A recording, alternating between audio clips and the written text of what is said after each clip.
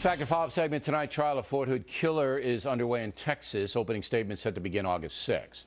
As you may know, Major Nidal Hassan massacred 13, wounded 32 others because he believes Allah wanted him to do that. Scores of eyewitnesses saw Nidal carry out the killings, yet he has pleaded not guilty. And here's something else hard to believe. Since the day he pulled the trigger, Hassan has been paid $278,000 by the U.S. military. Listen now to explain why Judge Jeanine authored the big new novel, Clever Fox. So why is this killer being paid by us? Because under the Code of Military Justice, he has to be paid. If he's found guilty, then there will be a suspension of his pay. Does he have to pay us back if he's found guilty? You know what? I think we should sue him. But here's the bottom line. It's not so much about him. It's about all those individuals that he shot. No. It is about him. And it's about the Military Code of Justice. Everybody knows he committed these crimes. He has a right to plead not guilty, but it's a farce. But, you know, Bill, you make too much sense. It would make perfect sense if he had to pay us back for the money we're giving him. All right, I've never been in the military, but isn't there a conduct unbecoming or something like that?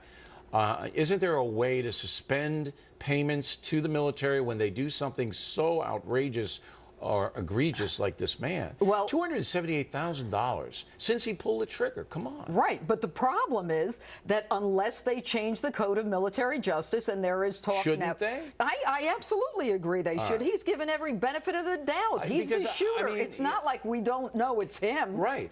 And so they should change the code somewhat, that there is a power to suspend pay, and then if he were acquitted, he could get the back pay. Or as in this case, then recoup it. Yeah, because we're never going to get that money back, ever. It's outrageous. So the Military Code of Justice should re-examine that, I believe. Right. On the same topic, Zimmerman's lawyers say they haven't been paid. Roll the tape. Have you guys been paid? No. No, I would like to be one day. I truly would. But what with all these funds, these George Zimmerman defense funds, et cetera, where did all that money go? Went to fund the defense, and most importantly, to fund George. What does that mean? But fund the defense means pay you, right? No. We haven't gotten a penny. All right, so the Zimmerman Defense Fund, I don't know how, do you know how much money they've taken in? I don't know. I think in the beginning it was... they got a lot of money in the beginning. Over 100,000, I remember that. So let's assume it's in the six figures. Right. And he says that just the defense alone, bringing in the expert witnesses, you got to pay for them. Yes. All right, and then doing all the paperwork and all of the depositions and all of that, it costs money. That these guys haven't been paid. But it's worth it to them, is it not, for the publicity and all of that? Isn't it? Mark O'Mara should thank George Zimmerman, because the publicity that he got, and I'll tell you, Bill, as a judge watching him, he is one smooth lawyer. He's comfortable in a courtroom. He knows the law. He's respectful. And I also think that he truly believed that his client was not guilty, and the jury agreed with him.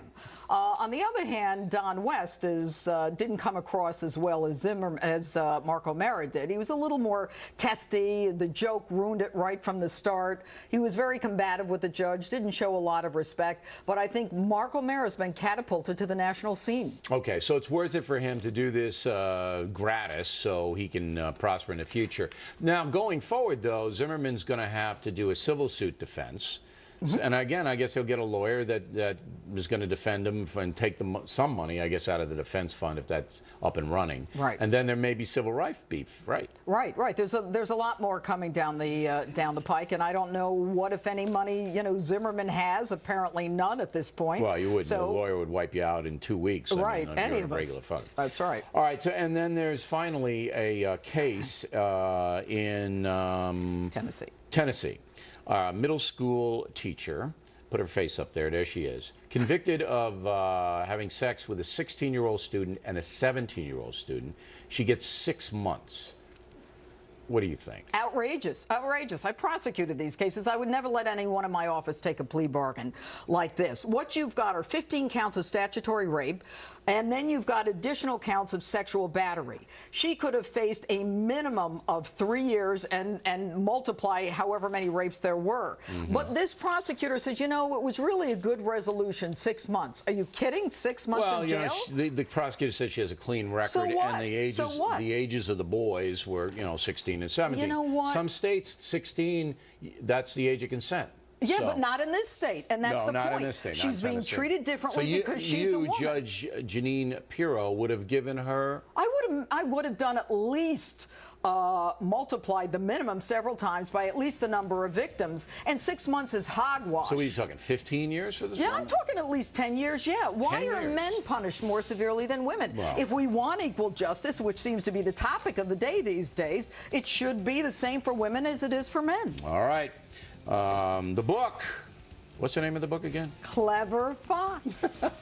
About Danny Fox. That's a character that the judge has created. It's a good book. I give you a blurb for it. Right? Check it out when we get right back.